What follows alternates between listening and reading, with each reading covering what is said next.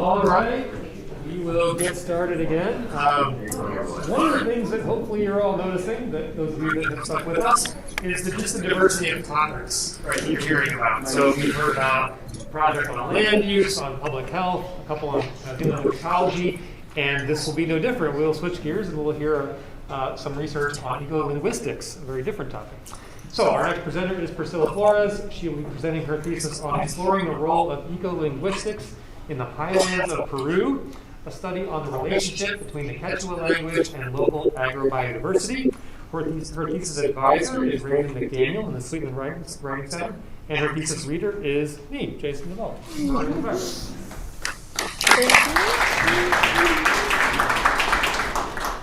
Good morning, everyone. Thank you, Jason, for the introduction. Again, I'm Priscilla, and I'm going to be talking about the indigenous Quechua language and agrobiodiversity. It's not changing. Batteries might be low. Don't worry. It changed on the computer, though. Yeah, I know.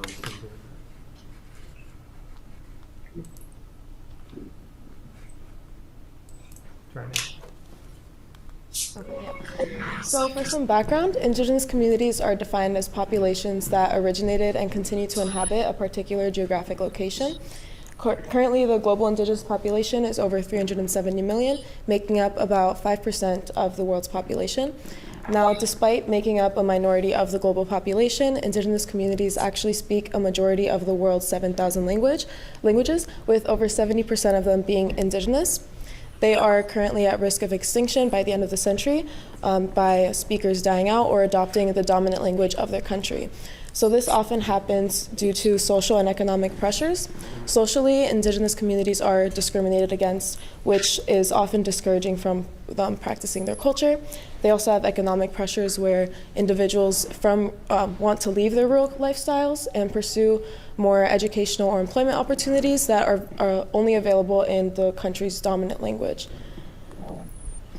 So why does this matter? Indigenous languages possess generations worth of knowledge on the local environment. This knowledge has been termed as traditional ecological knowledge, or TEK. It's constantly evolving to incorporate new and ancient understandings of the natural world.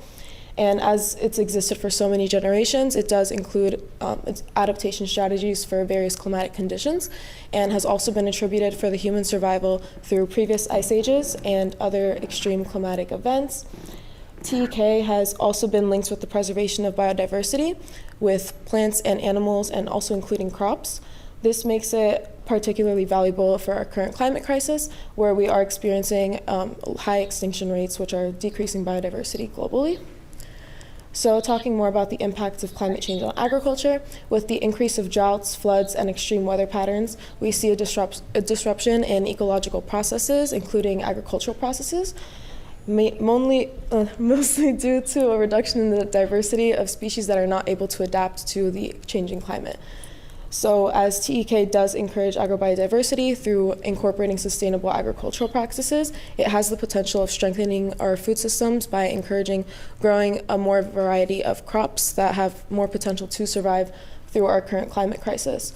I've also included an image of a mountain glacier in the Andes of Peru, where over about a 70-year period, the glacier has receded greatly, which is directly impacting Quechua farmers who rely on this as their water source for consumption as well as irrigating their crops.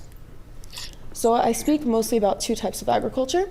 For the first one, we have traditional agriculture, which relies on human and animal labor, simple tools, natural fertilizers, crop diversity, and local knowledge. I have an image here of an ox plow and also the chaquitala, or Quechua foot plow, which are just some examples of human and animal labor. In contrast, we have industrial agriculture, which is mostly seen on commercial farms. They require a much larger area of land and also incorporate fossil fuel-reliant machinery. So here we'll see the tractor used instead of an ox plow. There's also chemical inputs and monocultures of crops instead of a high genetic diversity that is seen in traditional agriculture. So when I was studying this topic, I found a lot of information connecting indigenous languages and biodiversity, but not necessarily much talking about agrobiodiversity specifically, which made me want to study how and to what degree has a decrease in the use of the Quechua language and cultural traditions influenced traditional agricultural practices and agrobiodiversity in the Highlands of Peru. It's quite a mouthful. I mostly relied on two methods, which were an extensive literature review of previous research, and I also conducted some interviews. So I had interviews done with native Quechua speakers, agricultural scientists, agriculture professors, and also Quechua language instructors in Peru. All of these interviews were conducted over Zoom in Spanish. So to get more into the specifics of Quechua, Quechua is native to the Andes region of South America, and it is the most spoken indigenous language family in the Americas, with over 8 million speakers total. I chose to focus on Peru as it does have the highest concentration of Quechua speakers in the entire world, with over 4.5 million speakers being in Peru alone. Here I have a representation of the percentage of native Quechua speakers by South American country.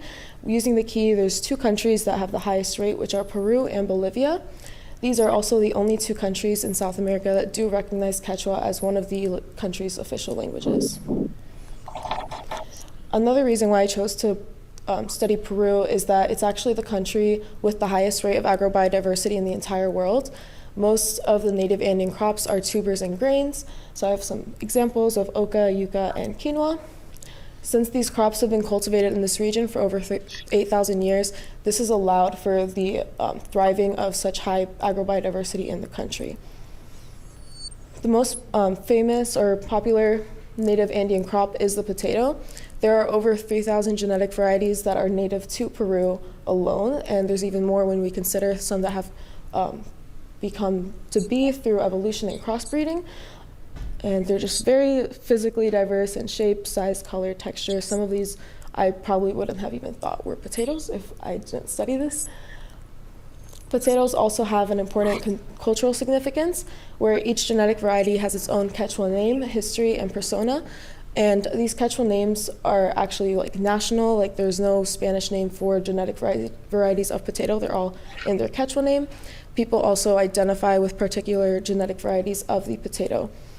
The immense genetic diversity of the potato in Peru has been preserved through seed saving and trading, both within and amongst separate communities.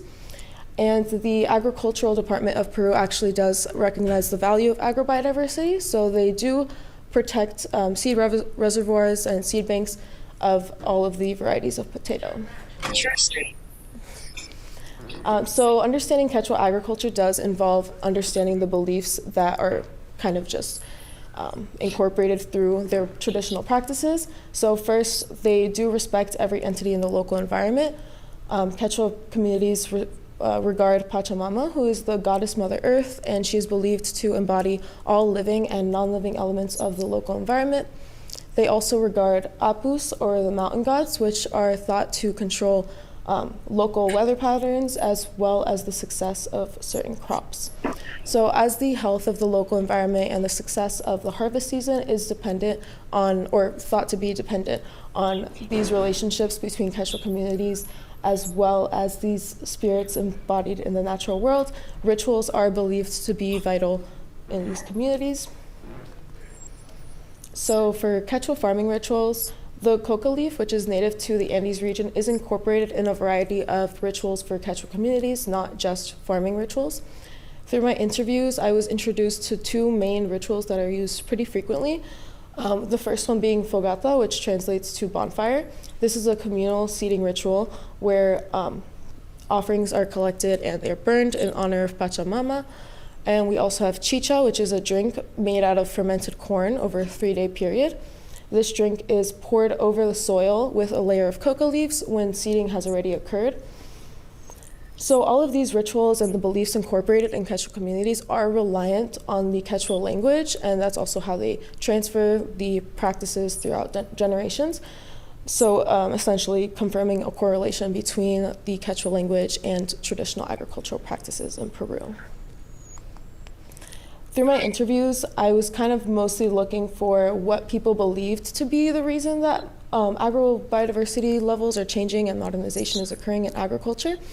And I found mostly just 4 main reasons. So one of them being that as individuals move from the rural communities to metropolitan areas, they are losing their literacy in Quechua, which is causing a change in their values for treating the land. The second reason that I found was Similar to the first one, where as the younger generations are leaving to metropolitan areas, the parents that are left in the rural communities feel an increased pressure to financially support their children, which often causes them to turn to commercial crops as they do provide an increased income compared to growing simply native crops. Another reason found was the introduction of modern farming technologies. So this one in particular was kind of based on the idea that there was no outside factor changing the levels of agrobiodiversity, and simply the introduction of new technologies is what's causing the change, with the last reason being that only commercial farms are really experiencing change. So this person thought that traditional farms in the Highlands of Peru aren't actually experiencing much of a change in their agricultural practices at the same rate as large commercial farms. When I started this research, I had hypothesized that a loss of linguistic and cultural traditions were going to be the main reason driving the change that causes a modernization of agriculture and a loss of agrobiodiversity. This was actually not confirmed through any of my results. I found that the topic was actually a lot more complicated than simply having one sure conclusion for the cause of change. So instead, I actually was able to identify about 3 different patterns through the interviews. The first one being a linear relationship where modernization of agricultural practices was thought to be the driver of a decreased agrobiodiversity that then caused a loss of linguistic and cultural traditions. An example of this is in certain communities where they replace traditional tools with modern ones, children who grew up only seeing the modern tools actually can't recognize traditional tools by name or function. The second pattern I found was a feedback loop where all of these variables were actually reinforcing each other. There wasn't thought to be a complete beginning or end, just a constant cycle. And then the third pattern was an incomplete linear relationship where modernization of agricultural practices was found to connect to loss of agrobiodiversity, but there wasn't thought to be a direct impact on linguistic and cultural traditions. So kind of concluding all of that, I was able to confirm a significant loss of the Quechua language, but the implications of this loss varied greatly. I wasn't able to confirm that agrobiodiversity was decreasing by language loss, but as I mentioned, it is a very complicated issue with concurrent variables, so it's hard to really determine what exactly is driving the change. There also wasn't too much of a worry about the modernization of agriculture in the Highlands of Peru, as it's actually very difficult to transport a lot of this heavy machinery into the Highlands of Peru because they've kind of been created for flat land, and the highlands are very rough mountainous terrain. There's also a lot of hope amongst my interviewees for future revitalization and preservation of the Quechua language, as the Peruvian government has been making a lot of policy changes to not only provide education in schools for Quechua, so it's actually now a requirement in a lot of regions where Quechua has to be taught as a second language in schools where normally it was just monolingual Spanish taught. And it's also a lot of public services are now being provided in both Quechua and Spanish, where before it was really only available in Spanish. So there is a lot of hope amongst these communities that their language will not be completely lost.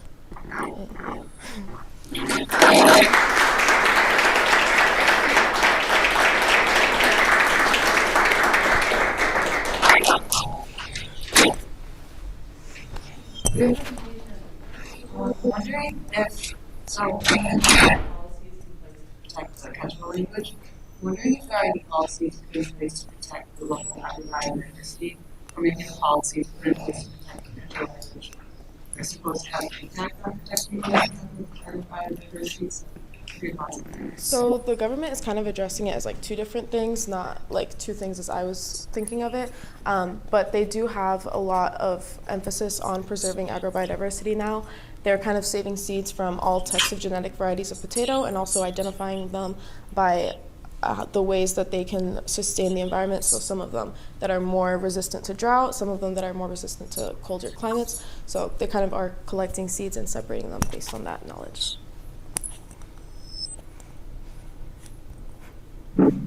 Oh, sorry. No, very nice talk. So I'm wondering, you talked about farming in sort of two very distinct ways, sort of the traditional cultural way and sort of the industrialized, extractive agriculture way. And I'm wondering if there's any evidence that there's something in the middle that might still preserve some of the cultural values and traditions, but may not necessarily be as hard as traditional farming. Definitely looks like in the pictures. Yeah. And so, is there a path forward that isn't all the way industrialized, but still can preserve biodiversity, can still actually rely on sort of the natural systems? Yeah, so I actually did find some instances where people had some combination of modern and traditional practices. So, like, for example, a farm that uses a tractor to plow the fields instead of an ox plow, but then the actual seeding and harvesting is still done manually. So there is definitely a potential to make the traditional practices a little less daunting and less laborious, but without completely industrializing the farm. So, Priscilla, by the way, nice presentation. I am kind of curious about your hypothesized relationship at the beginning and going into the project, and I feel like you kind of felt fairly confident right there that really it was the loss of these linguistic traditions that was precipitating these other issues. And yet the data, as you said, seems to suggest a much more complex kind of relationship. And I just wonder, how your own thinking about that has changed, whether you feel like one of those patterns maybe is a little bit more resonant with you now that you've thought more about it. I personally think the feedback loop makes the most sense, just based on all the elements I spoke about with my interview members. But I had originally thought that language had more of an impact just because I was inspired by a different research that I read where a lot of bilingual Quechua children would speak in Spanish regarding anything, but as soon as they would talk about the environment, they would immediately switch to Quechua because their vocabulary on the environment was just like so much more expansive, and they couldn't really refer to so many local plants and stuff like that in Spanish. So that kind of just made me assume like, oh, maybe that means that like agriculture as an ecological process is like also reliant on that. But yeah, I just wasn't, I guess, considering the other factors that were exposed to me through the research.